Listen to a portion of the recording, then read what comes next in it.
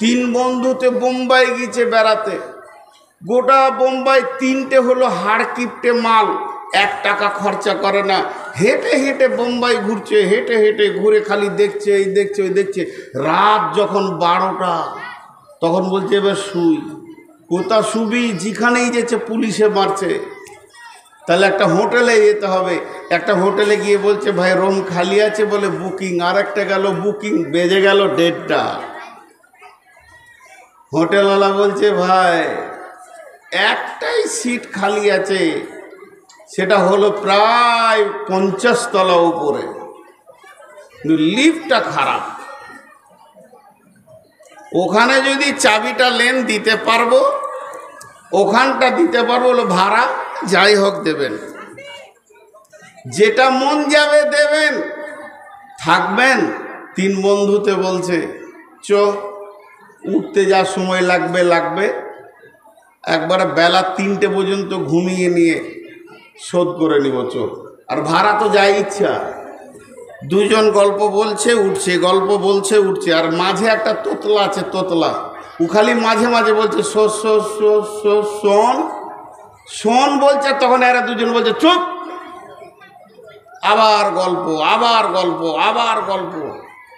আর এই যখনই বলছে চুপ, এর কথা লাই না। এই করতে করতে 69 তলা চলে গেছে, আর 1 তলা আছে। সিঁড়ির কোণে দাঁড়িয়ে লম্বা লম্বা নিঃশ্বাস নিচ্ছে, দিয়ে বলছে আচ্ছা তোতলার কথাটা একবার শুনি, বল।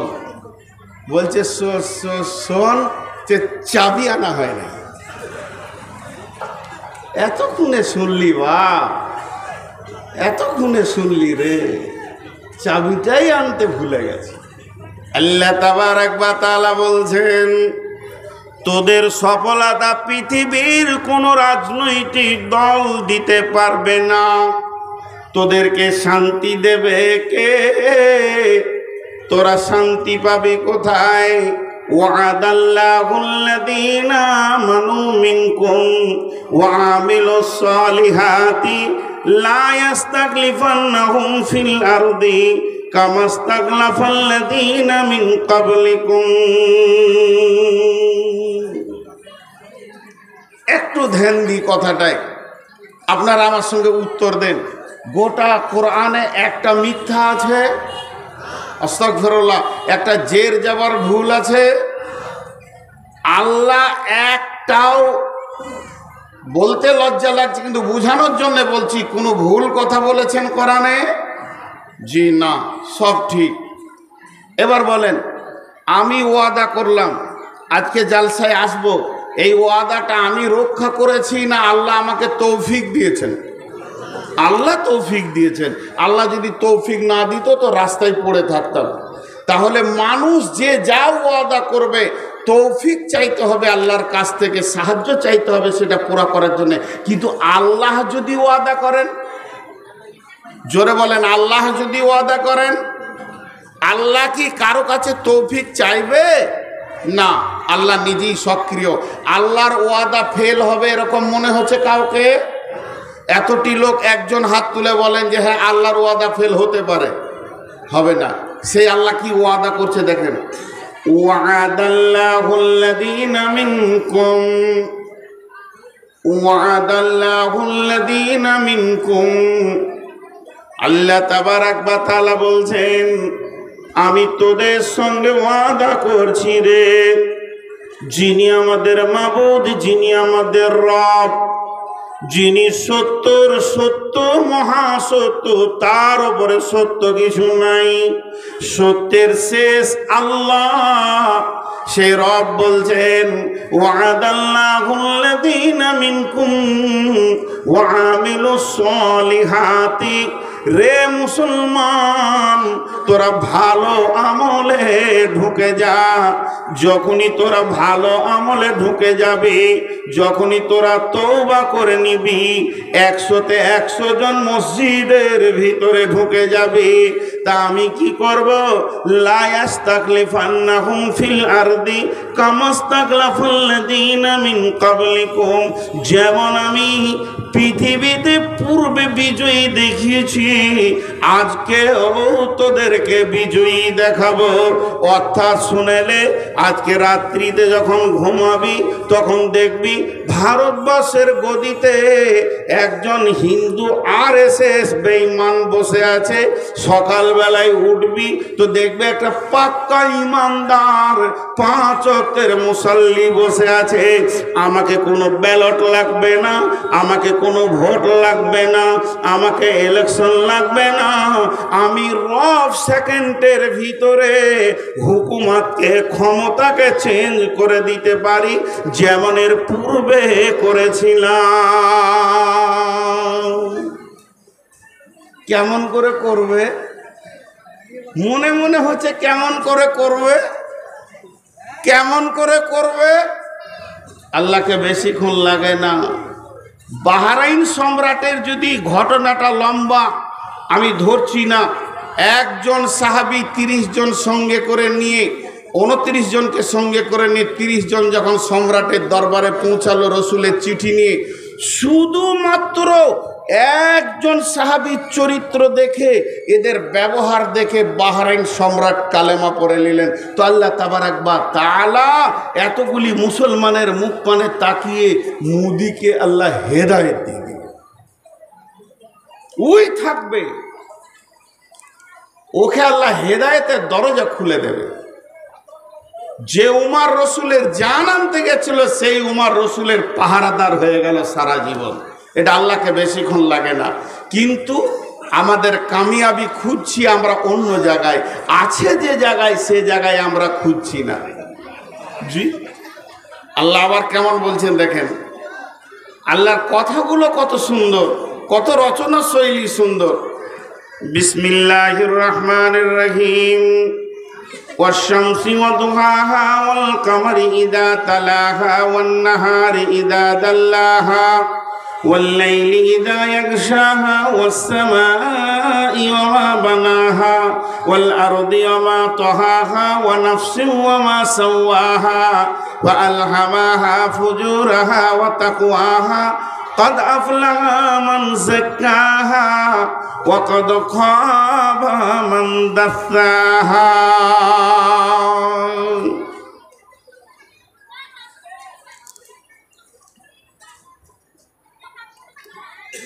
এরা বসছে না কেন? আহা, না, গরম পানি তো জাহান্নামে।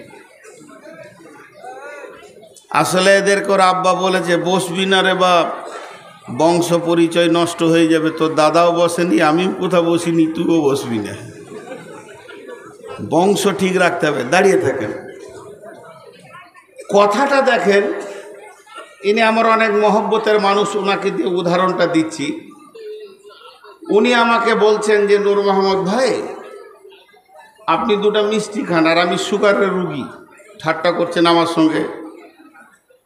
তা আমি বললাম যে না, খাবো না। আবার বলছে 2টা খান। তখন একটু রেগেছি হালকা, বললাম তো খাবো না। উনি আমাকে রাগাবার জন্য বলছে না 2টা খান। তখন আমি রেগে যে বললাম, বলছি আমি সুগারের রুগী, আমি মিষ্টি খাবো না। সাউন্ডটা একটু বাড়লো, কিন্তু উনি খুব চিঠি মার বলছে এখানকার রসগোল্লা ভালো, 2টো খান। রেগে বললাম তো খাবো না, বারবার বিরক্ত করেন কেন? দিয়ে এবার আমি কসম খাচ্ছি, আল্লাহর কসম, আমি আজকে এখন এই টাইমে রসগোল্লা খাবো না। উনি বুঝে নিয়েছেন যে মাল খুব রেগেছে, কসম খেয়েছে। বুঝতে পেরেছেন? এরপরে আবার বলছেন তাহলে 2টো খান। তখন আমি রেগে একসাথে কটা কসম করছি, আল্লাহর কসম, আল্লাহর কসম, আল্লাহর কসম, আল্লাহর কসম, আল্লাহর কসম, আল্লাহর কসম, আল্লাহর কসম, আল্লাহর কসম, আল্লাহর কসম, আল্লাহর কসম, আল্লাহর কসম, আমি খাবো না। কটা কসম খেলাম? 11টা। কটা? কেন 11টা কসম খেলাম? মানুষ কখন 11টা কসম খায়? কখন ঘন ঘন বলে আল্লাহর কসম, আল্লাহর কসম, আল্লাহর কসম? এটা কখন বলে? কতটা বোঝাতে পারলাম? একবার হা না বলেন, বোঝাতে পারলাম? যখন অত্যাধিক রেগে যায়। আচ্ছা আপনারা বলেন, আল্লাহ যদি কোনো কথা বলেন তা আল্লাহর একবার কসম খেলেই তো যথেষ্ট, না আল্লাহকেও আমাদের মতো বেশি খেতে হবে? কিন্তু আল্লাহ একবার খেলেই যথেষ্ট। আল্লাহ যদি বলেন এই ওঠ তোরা, তা আমাদেরকে এখনই উঠতে হবে, হবে কি হবে না? আল্লাহ যদি বলেন এখন যে ওঠ, তা আমরা উঠবো কি উঠবো না? সবাই উঠে যাবো, আর বসে থাকবো না, কারণ আল্লাহ বলেছেন। কিন্তু ওই আল্লাহ যদি কসম করে বলে যে তোকে কসম দিচ্ছি ওঠ, তাহলে আরো গুরুত্ব আছে। আর সেই আল্লাহ 11টা কসম খেয়েছেন। কি ব্যাপারে কসমটা খেয়েছেন?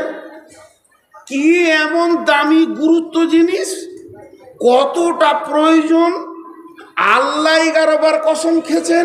খালি এইটাতে মাথাটাকে 2 মিনিট ঘোরান। ওরে সুবহান আল্লাহ, এটা কোনো মাওলানা কসম খায়নি, এটা কোনো নবী কসম খায়নি, এটা কোনো জিব্রাইল কসম খায়নি, এটা কোনো ফেরিস্তা কসম খায়নি, এটা কোনো সাইকুল হাদিস কসম খায়নি। স্বয়ং আরশের গদিতে যে বসে আছে, সারা পৃথিবীর প্রাণগুলো যার মুষ্টিতে, যে 1 সেকেন্ডে জান্নাতিকে জাহান্নামী, জাহান্নামীকে জান্নাতি বানাতে পারে, যার বিরুদ্ধে কেউ কিছু করে নিতে পারবে না, তিনি সমস্ত পৃথিবীকে মুষ্টির মধ্যে রাখেন। এই রকম ক্ষমতাবান আমাদের জন্য 11 বার কসম খেয়েছে কেন? এর উত্তর হচ্ছে, মানুষের অভ্যাস হচ্ছে কসম না খেলে ওর গা ভিজে না। মানুষের অভ্যাস কি? কসম না খেলে ওর গা ভিজে না, ওর গায়ের বেশ ব্যথাটা মরে না। তা আল্লাহ কসম খেয়েছে 2টি জিনিসের জন্য। 2টি জিনিস, একটাও বলা যেতে পারে। এবার দেখেন কসমগুলো। বিসমিল্লাহির রহমানির রহিম। والشمس وضحاها والقمر إذا تلاها والنهار إذا جلاها والليل إذا يغشاها والسماء وما بناها والأرض وما طحاها ونفس وما سواها فألهمها فجورها وتقواها। আল্লাহর 11টা কসম খাওয়া হয়ে গেল। ছোট্ট মতো কথা, এইটুকু কথার জন্য এতগুলি কসম। সেই কত কথাটা কি? কদ আফলাহা মান যাক্কাহা ওয়া কদ খাবা মান দাসাহা। বাস, কদ আফলাহা মান যাক্কাহা ওয়া কদ খাবা মান দাসাহা। আল্লাহ এতগুলি কসম, এত লম্বা কসম, এত মজবুত কসম, এত রাগান্বিত কসম, এতগুলি কসমের পর মাত্র 2টি ছোট কথা বললেন। 1 নম্বরে বললেন যে লোকটা পাক হবে, পাক মানে পবিত্র থাকবে, সে সফলতা পেয়ে যাবে। আর যে লোকটা না পাক থাকবে, ওই লোকটা ফেঁসে যাবে, ওই লোকটা একদম বিপদে পড়ে যাবে, ও সফলতা পাবে না।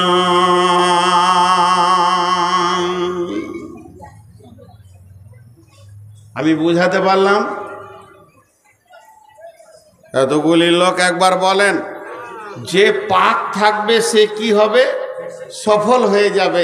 আর যে না পাক থাকবে সে কি হবে? ফেঁসে যাবে। আর একবার বলছি, যে পাক থাকবে সে কি হবে? সফল হবে। আর যে না পাক থাকবে সে কি হবে? ফেঁসে যাবে। আমি আর বড় ভাই 2জন হাঁটছি মসজিদের দিকে, গেটে গিয়ে ছাড়াছাড়ি। উনি ঢুকে পড়লেন, আমি ঢুকলাম না। নূর মোহাম্মদ এসো না, আমি না পাক আছি, আমি না পাক আছি, আমি আর ঢুকলাম না। 2টি মেয়ে একসঙ্গে মসজিদের দিকে হাঁটছে, একটা মেয়ের মেন্স হয়েছে, একটা হয়নি। ও ঢুকে গেল, এই ঢুকলো না, বলে আমি না পাক আছি। যে নাপাক হলো সে পেছিয়ে গেল গেট থেকে, আর যে পাক হলো সে ঢুকে গেল। তো আল্লাহ বলছে একদিন সফল আর অসফলের বিচার হবে। সেই দিন বাঁচবে কে? যে পাক থাকবে, পবিত্র থাকবে, ও বেঁচে যাবে। আর যে নাপাক থাকবে ও কি হবে? ফেঁসে যাবে। আমার সঙ্গে কথার উত্তর দেন, তাহলে সামনের দিকে এবার আগাবো। সফলতা পাবে কে? যে পাক থাকবে, আর যে নাপাক থাকবে সে কি হবে? ফেঁসে যাবে। বুঝে ফেলেছেন? তাহলে আর জালসা শুনতে হবে না। এখন সোজার উঠে পড়েন, গামছা নিয়ে একদম নদীর ধারে, নদীতে চলে যান, পুকুরে চলে যান, সাবান নিয়ে মাথা থেকে পা পর্যন্ত ময়লাকে কুচলে তুলে পরিষ্কার পরিচ্ছন্ন হয়ে যান, জান্নাত পেয়ে যাবেন। জান্নাত পেয়ে যাবেন। মা বোনেরাও বাড়ি চলে যান, গোসল টোসল করে পরিষ্কার পরিচ্ছন্ন হয়ে একবারে লিপস্টিক লাগিয়ে এলেন, জান্নাত চলে যাবেন। কারণ আল্লাহ বলেছেন যে পাক থাকবে সে বেঁচে যাবে, যে নাপাক থাকবে সে ফেঁসে যাবে। ব্যাখ্যা বুঝতে ভুল হচ্ছে, ব্যাখ্যাটা বুঝতে ভুল হচ্ছে, কোনো সময় বুঝতে ভুল হয়। জি, আল্লাহ রসুলের দুটা বিবি ছিল, সবসময় হাঁড়ির পাশে হাঁড়ি যেমন খাটার খাটার খাটার খাটার লেগে থাকতো। ওই দুজনাকে আয়েশা আর জাইনাব, আয়েশা আর জাইনাব। আয়েশার দাবি আমি কুমারী বিবি, আমাকে অন্য স্বামী দেখেনি, তার মানে জাইনাবকে ইশারা করে বলে দিলে তোর আগের স্বামী ছিল, তোর গাটা জ্বলে গেল। তখনও বলে দিলে আমি আর রসুল একই বংশের, তুই তো অন্য জায়গা থেকে এসেছিস, ইয়ারও গাটা জ্বলে গেল। জি, কারণ ফুফাতো বোনের সঙ্গে রসুলের বিয়ে হচ্ছে, তাহলে এই যে গা জ্বলে যাচ্ছে, এদের খ্যাটার ম্যাটার লেগে আছে। তো বিশ্বনবী একদিন বললেন যার হাত বড় হবে, বিবিদের মাঝে বললেন যার হাত বড় হবে সে আমি মরার পরে পরে তার সঙ্গে আমার প্রথম মোলাকাত হবে, তার সঙ্গে আমার প্রথম দেখা হবে আমার বিবিদের ভিতরে। তার সিরিয়ালটা এমন লেগে যাবে, আমি নবীর মোলাকাতে সে প্রথম চলে যাবে। যতটি বিবি ছিল তার মধ্যে জাইনাব ছিল একটু শর্ট সাইজের, একটু শর্ট। আয়েশাও কি বলছে, জাইনাব আয় হাতটা মাপি। আচ্ছা, ওর জানটা জ্বলবে না? ও দেখছে যে শর্ট, আর ওকেই বলছে তোর হাতটা মাপি। কিন্তু বন্ধুরে, যেদিন বিশ্ব নবী পৃথিবী থেকে চলে গেলেন, বিবিদেরকে পৃথিবীর মাটিতে রেখে তিনি জান্নাতের পথে চলে গেলেন, সেদিন যতগুলি বিবি বেঁচে ছিলেন তার ভিতরে প্রথমেই যে বিবিটা দুনিয়া ছেড়ে চলে গেলেন জান্নাতের পথে, ওই আল্লাহর পথে পড়ে গেলেন, ওই মেয়েটি ছিল জাইনাব, যেটা শর্ট সাইজের। উনি আগে চলে গেলেন। যেদিন উনি মারা যান, ওই আয়েশা যে বারবার ওর হাত মেপেছিল, সে আয়েশা জাইনাবের মাথার কাছে বসে বলছে, বুবুরে তুমি আগে রসুলকে পেয়ে গেলে, তুমি আগে চলে গেলে, আমাদের ব্যাখ্যাটা বুঝার ভুল ছিল। আমরা ভেবেছিলাম যার এই চামড়া হাড্ডির মাংসের হাতটা যার বড় হবে, কিন্তু আসলে হিসাব করে দেখছি নবীর বিবিদের ভিতরে জাইনাবের মতো দানি কেউ ছিল না, খালি সব উজাড় করে দান করে দিত। আজকে ব্যাখ্যাটা বুঝলাম, যার দানের হাত বড় হবে সে আগে যাবে। তাহলে এখানে পাক আর না পাক বলতে কি? আল্লাহ তাবারাক ওয়া তাআলা বলছেন, আম্মা জান আয়েশা বলেন, ইয়া রাসূলুল্লাহ আমাকে পবিত্র হওয়া শিখিয়ে দেন, আমি তো মহিলা মানুষ, আমাকে এত সুন্দর করে পবিত্র হওয়াটা শিখিয়ে দেবেন, আমি যেন পাক হতে পারি, আমি যেন পবিত্র থাকতে পারি। তখন বিশ্বনবী বলেন, আয়েশা রে, সব থেকে বড় পবিত্র হলো রুজিকে পাক করা, রুজিকে পাক করা, হারাম থেকে নিজেকে বাঁচানো। তার কারণ হচ্ছে শরীরে যদি ময়লা লেগেও যায়, সাবান দিয়ে ধুলে পাক হয়ে যাবে। আপনি আমি যদি না পাকও হয়ে যাই, তাহলে গোসল করলে পাক হয়ে যাব। কিন্তু হারামখোর কোনোদিন মহাসমুদ্রে ডুবে থাকলেও পাক হবে না। হারামখোরকে পাক করার একটাই রাস্তা, ও আমার মা, ওরে আমার বোন, সোনার ভিতরে খাদ ঢুকে গেলে যতক্ষণ পর্যন্ত অ্যাসিডে বা আগুনে না নিয়ে গেছে আসল সোনা বের হবে না। হারামখোরকে পবিত্র একটা জিনিসে করতে পারবে, তার নাম হলো জাহান্নামের আগুন। এর জন্য আমার আল্লাহ বলছেন পৃথিবীর বুকে যত হারাম আছে তার থেকে তুই নিজেকে বাঁচা। খবরদার হারামের দিকে যাবি না, হারাম খাবি না, হারাম চিন্তা করবি না। কদ আফলাহা মান যাক্কাহা, যে নিজেকে হারাম মুক্ত করতে পারবে ওই লোকটা বেঁচে যাবে, কামিয়াবি পাবে, সফল কাম হবে। ওয়া কদ খাবা মান দাসাহা, আর যে লোকটা হারামের সঙ্গে গোলতাল মিলিয়ে জীবন কাটাবে ওই লোকটা কোনোদিন পাক হতে পারবে না।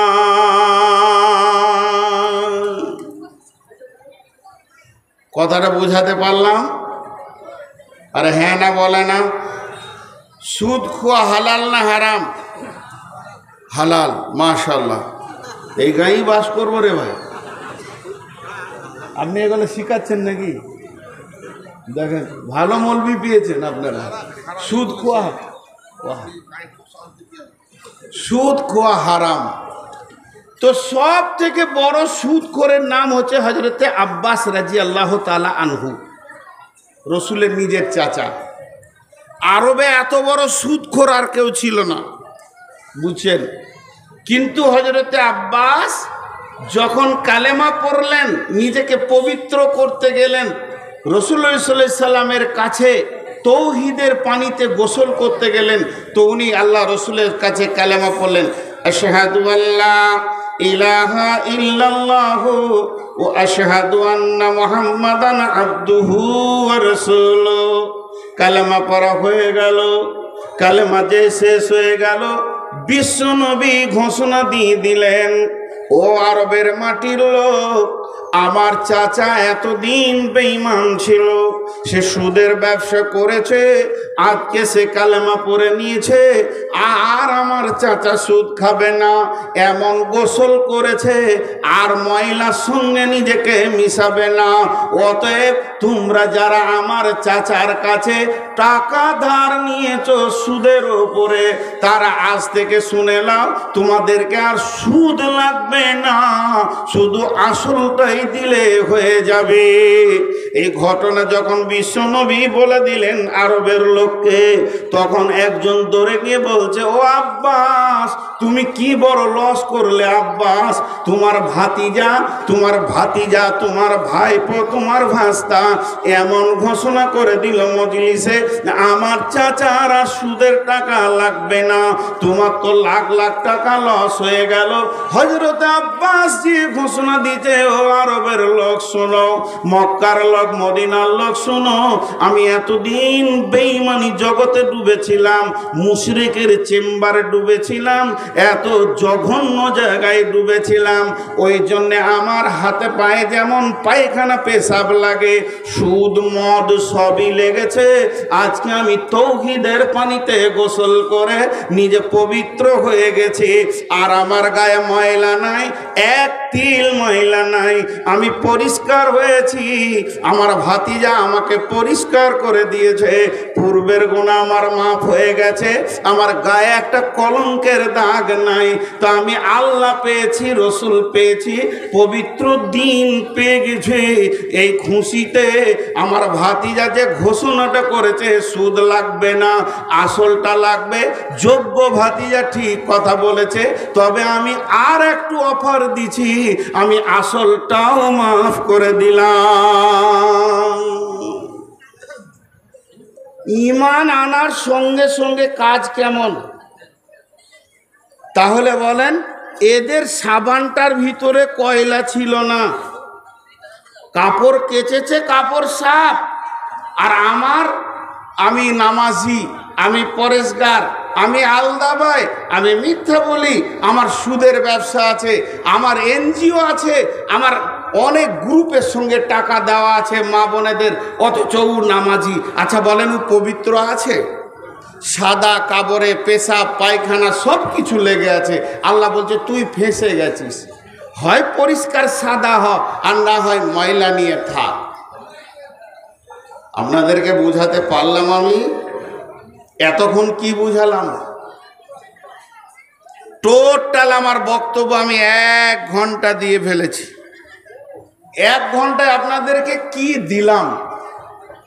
যদি এখন জালসাটা বন্ধই হয়ে যায় বা আমি মারা যাই, আগামী কাল সকালে আপনার বিআই আপনাকে ফোন করে বলবে, ভাই জালসাটা হলো? বলে হ্যাঁ হয়েছে। ভাই নূর মোহাম্মদ এসেছিল? বলে হ্যাঁ এসেছিল। তো মারাই গেল। তো উনি বক্তব্য রেখে গেছেন মাত্র 1 ঘন্টা। 1 ঘন্টায় আপনি কি পেয়েছেন? আপনি বলবেন আমি 1 ঘন্টাতে ওনার কাছ থেকে একটা জিনিস পেয়েছি। আল্লাহর কাছে যদি সফল পেতে হয় তো নাপাক হারাম থেকে নিজেকে বাঁচাতে হবে।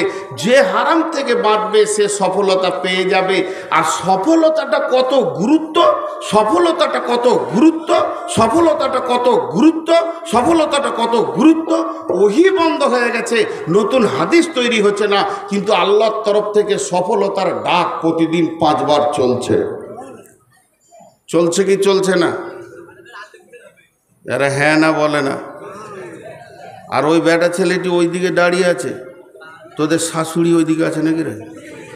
বেয়াদবের দল, পানি খায় আছে বলে। বাস আর কতক্ষণ? 10 মিনিট লাগে। আমার কতক্ষণ? তার কত ওরা বলছেন না তো। আর কত আমাকে দুটো কালেকশনও করতে হবে, সময়টা বলবেন তো সেরকম করে হবে। দেখেন উঠছেন কে? ওই মিয়া বই গেছেন বাংলাদেশের ভাষা। জি বসেন বসেন। হ্যাঁ কি হলো? ওরা বসবে না। বসিয়েন না ভাই, হাতগুলো ধরে বলছি। যদি বসে যান তা আপনাদের মান সম্মান চলে যাবে, কারণ আপনার বাপ দাদারা জীবনে বসে নেই। ওই মোবাইলওয়ালা তুই আগে বস। আর এখানে মোবাইলওয়ালারা এমন করে মোবাইল দিয়েছে, সাবুদ্দিন এটা মোবাইলগুলো এদিকে আনতে আনতে কত দূরে এনেছে, এখানে রাখলেই হতো। আর বলবো না কিছু। জি আপনারা আমার সঙ্গে 2-3টি প্রশ্ন করে আমি জানবো যে এত দূর কি বুঝলেন। সফলতার ডাক বন্ধ হয়েছে? বলেন বন্ধ হয়েছে? আর যে নিজেকে সমস্ত হারাম থেকে মুক্তি করতে পারবে সে বেঁচে যাবে, সফলতা পাবে। আর যে গোলতাল মিলিয়ে থাকবে ও পাবে না। এই পর্যন্ত বক্তব্য হলো।